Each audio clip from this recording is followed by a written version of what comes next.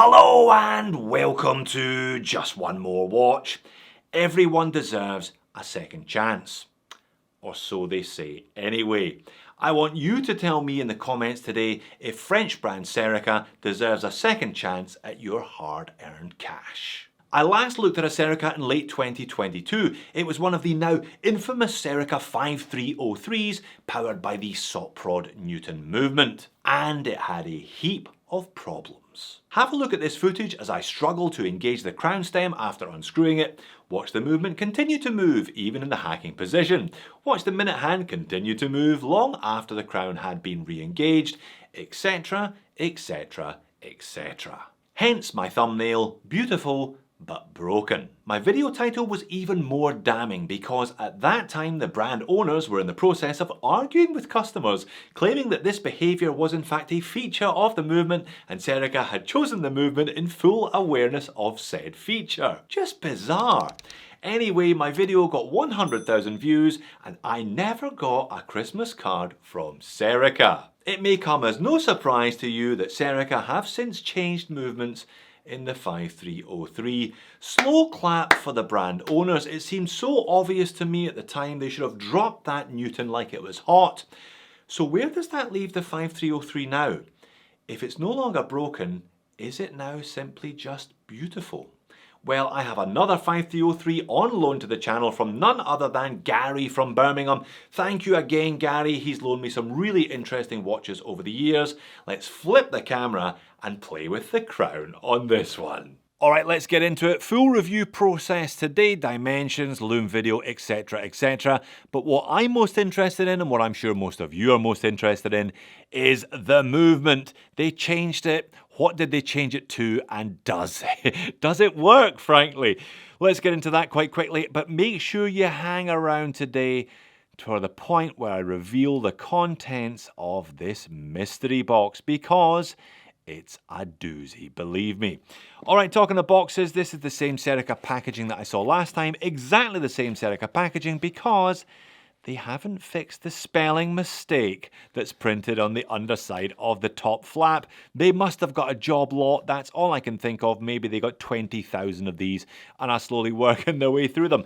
Anyway, there is a letter here from one of the brand owners. Dear friend, thank you very much for your purchase. Very nice indeed, suggesting that even outside the 2-year period, you should still contact them for warranty claims. Cost certification, they upgraded the movement to one that is chronometer certified, so that's very nice. Instruction manuals there. Little hang tag, very Rolex style plastic wax hang tag. And what else have we got? Now this is one of Gary's Tropic straps. This is supplied on a mesh style bracelet. I'll show you on that for most of the video. I might pop this one on later. Gary has an interesting taste in straps, so yeah, a kind of creamy Tropic. Plenty of packaging, peanuts, not as tasty as regular salted peanuts though, believe me. And inside we have the box. And inside the box we have a very, very good looking watch, Saka 5303-3. Okay, so looks are very much subjective, but I for one think that is gorgeous. And I think that is pretty much the only reason people are buying these, because there's nothing else on the market really that looks like this one.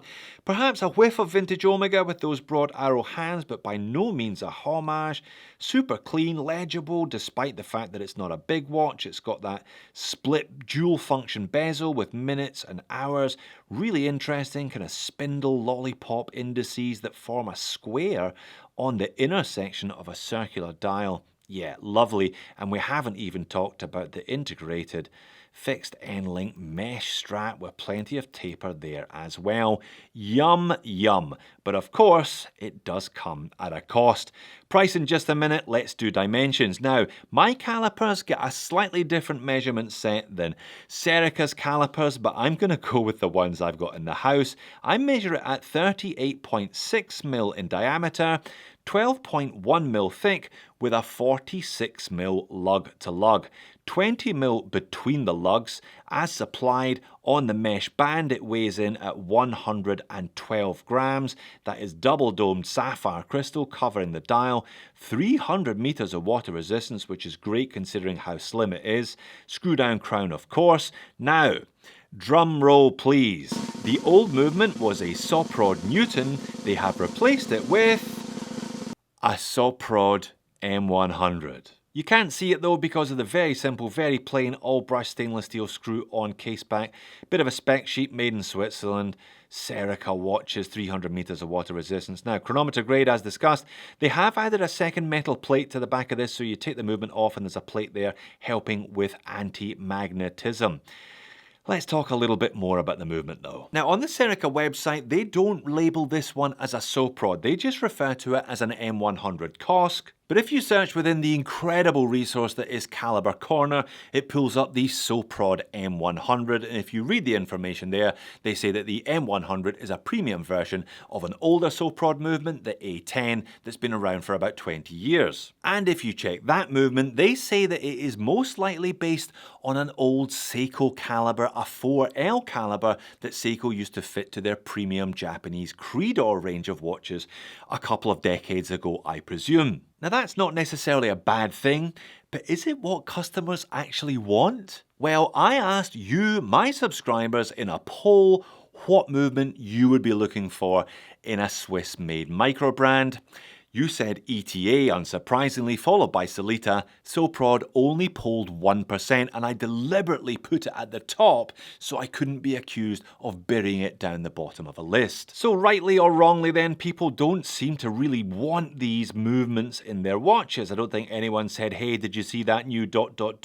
I really hope they put a Soprod M100 in the back of it. Anyway, does it work? Let's see. Let's pull the crown out to the first position, the movement hack. Do I have any difficulties winding the hands back and forth? No. Has the second hand started moving on its own? No. It seems to set, it seems to stop, it seems to start. It's nice and smooth all round. Yeah, I think they have fixed the problems that they had with the batch of Newtons. Thank goodness for that. COSC certification, of course, means that the watch can be no more than -4 seconds per day slow to +6 seconds per day fast. This one, yeah, pretty much in the middle of that. Again, thank goodness for that.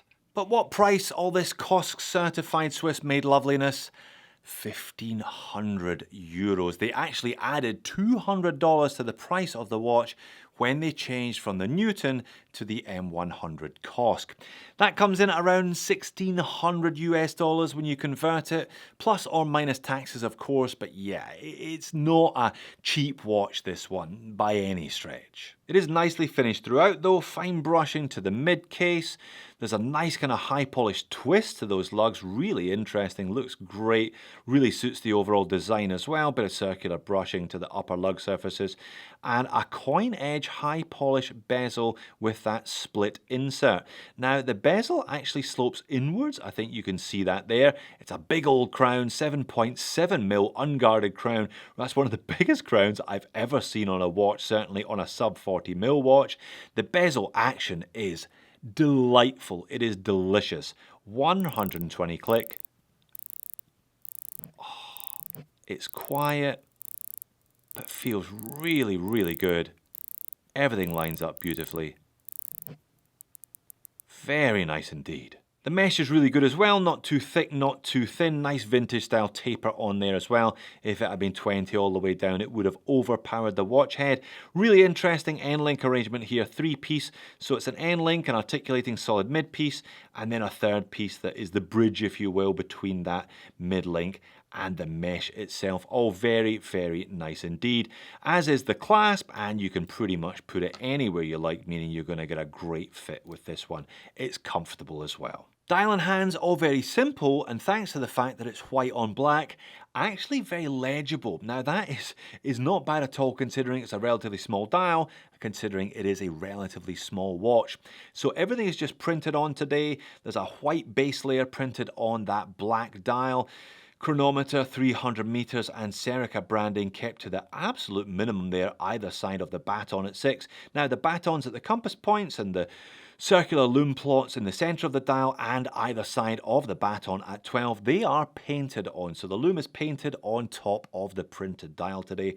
I will show you a loom video in just a second. You can see a kind of creamy colour to those loom plots. You can also see a creamy colour to the tips of the hour hand, the minute hand and the lollipop tip of the second hand. Again, white painted hands matching the white markings on the dial.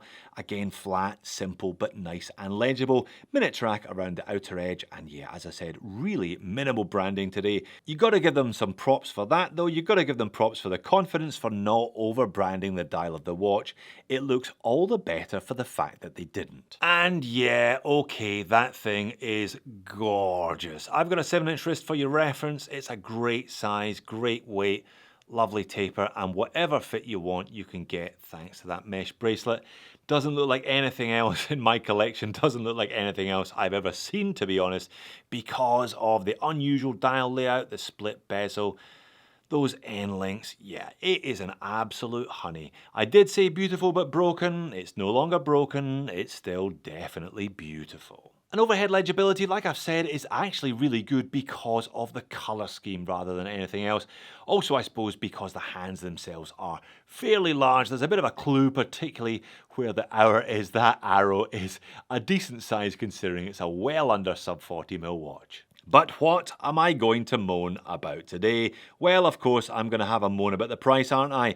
€1,500, yeah, it's a beautiful watch, but they added another €200 for the privilege of fixing a problem that should not have existed in the first place. Perhaps they could have found a slightly more economically viable movement that wasn't chronometer certified, but also worked as it should do. And the loom really isn't up to much. That lovely creamy colour on the dial and hands translates to disappointing painted loom after dark. It looks a little bit patchy and scruffy initially. That's never a good sign, and indeed when I turn the speed up it's pretty much all gone by the end of my 20-minute test. In its defence, it's certainly not the only retro watch that has disappointed when it comes to after dark legibility. But what, Jody, I hear you cry, of the mystery box that you showed us in the beginning? What's in the box, as they say? Well, I'll show you now. Now, Gary has an eye for some really interesting watches. He's also a bit of a wheeler dealer. And I could tell he was perhaps a little bit of ashamed of the fact that he bought these. Those are end links, and those are €120. €120 for a pair. That's $150 for two tiny shards of metal. What do they do? Well, they don't make the tea, which is what you'd expect them to do for that price. Let me show you. Remember the tropic strap that Gary had left in the box? Well, there it is. Cream colour, kind of offsetting the pale green colour of the outer ring of that bezel insert. It's nice and comfy and it looks pretty good on wrist. But if only there was a solution to the problem of those unsightly gaps either end of the lugs. Ta-da! I mean, it does look fantastic, I'll admit, but that's real evil genius stuff, isn't it? Create a problem and then sell people a massively overpriced solution to the problem you created in the first place. The lovely but €120. No wonder Gary looked a little bit sheepish when he handed me the box. So where does that leave us today then? Well, it leaves us with a watch that is still absolutely drop dead gorgeous and a pleasure to wear. And it now has a movement in the back of it that, you know, works. Whether or not it's the movement that you and I would have chosen to put in the back of it is still very much up for debate, but it's the movement that Saka chose to put in the back of it, so it's what we get. Perhaps they have a long-term deal with Sopprod, I'm not sure. Not cheap though. Look, there is an AliExpress knockoff of this if you want to spend a couple of $100s, but if you want the original, it's going to cost you $1,500 plus, and that's before you even think about adding those end links.